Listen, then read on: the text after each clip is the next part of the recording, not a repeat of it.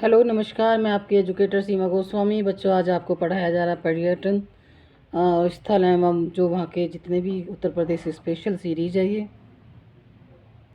तो ये इसका थर्ड पार्ट है, सांस्कृतिक एवं पर्यटन स्थल उत्तर प्रदेश के, जो कि क्वेश्चन इम्पोर्टेंट इतने हैं कि आप किसी भी एग्ज़ाम की तैयारी कर रहे हैं बच्चे, आप कोई भी एग्ज़ाम दे रहे हैं, सीटेट का हो या TGT PGT LT grade teaching का हो या यूपीएससी का आप एग्ज़ाम दे रहे हैं, तो ये क्वेश्चन उसमें आते ही आते हैं।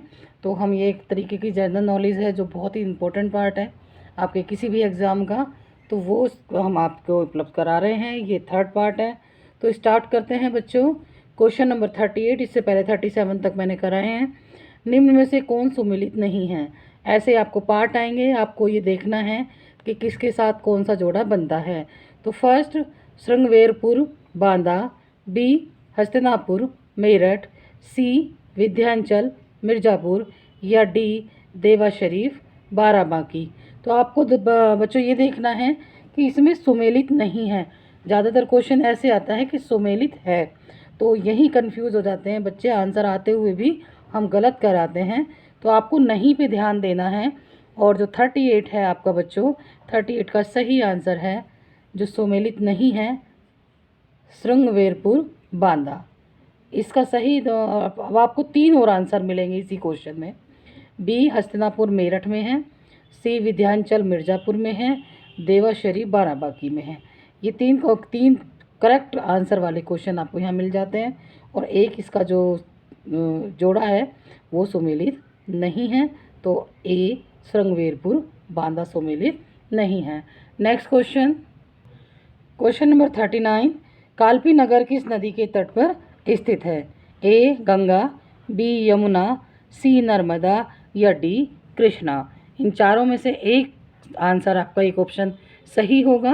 अगर आपको पता है तो आप कमेंट बॉक्स में लिखें, ताकि आपको भी अपनी कितनी नॉलेज है, कितनी आपकी तैयारी है, ये साथ के साथ पता चलता रहे।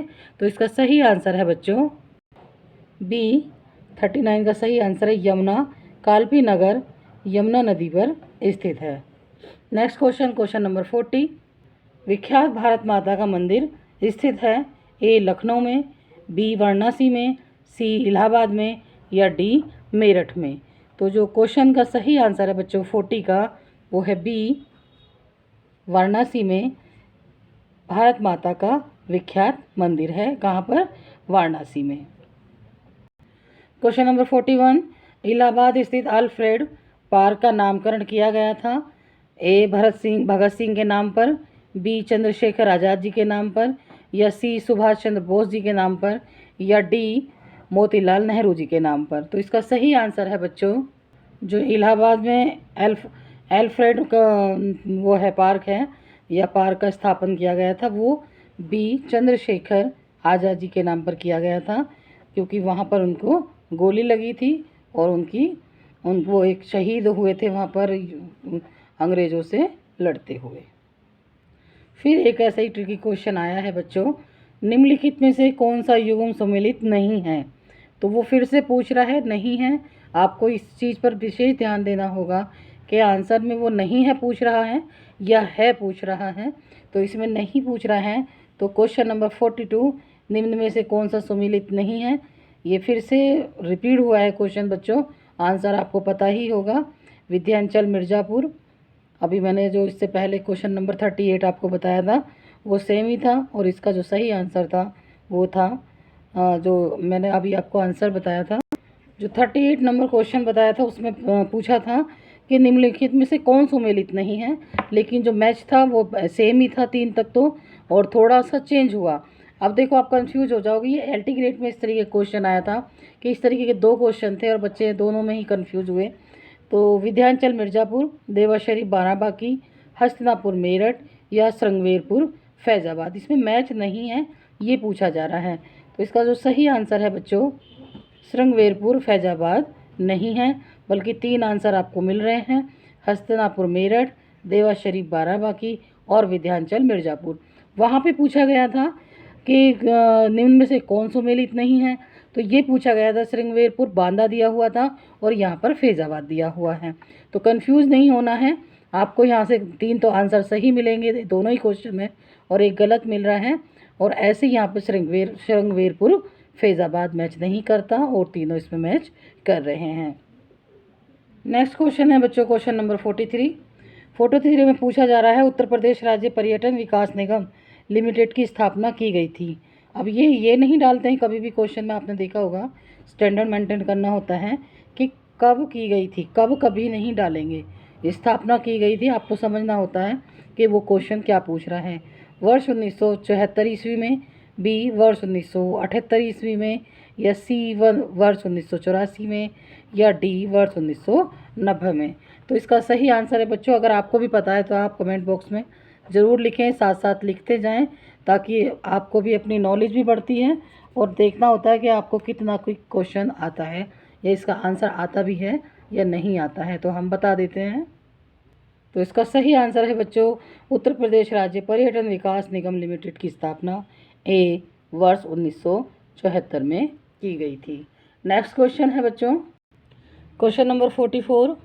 पूछा जा रहा है निम्न में से किस जनपद में कालिंजर किला स्थित है। किस जनपद में कालिंजर किला स्थित है। तो ए झांसी, बी बांदा, सी चित्रकूट, या D Jalaun.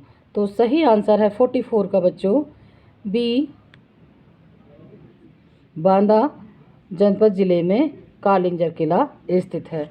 Next question number 42। निम्न में से सही सुमेलित नहीं है। कौन सा सुमेल जो सही नहीं है। ए कबीर पंथियों का पवित्र तीर्थस्थल मगहर है, या बी भगवान बुद्ध का निर्वाण स्थल कुशीनगर है, या सी सूफी संत हाजी वारिश देवा शरीफ जो अली शाह की मजार है वो देवा शरीफ में है, या डी 88,000 ऋषियों की तपस्थली संख्या है। तो इसमें से एक आपको आंसर गलत ढूंढना है।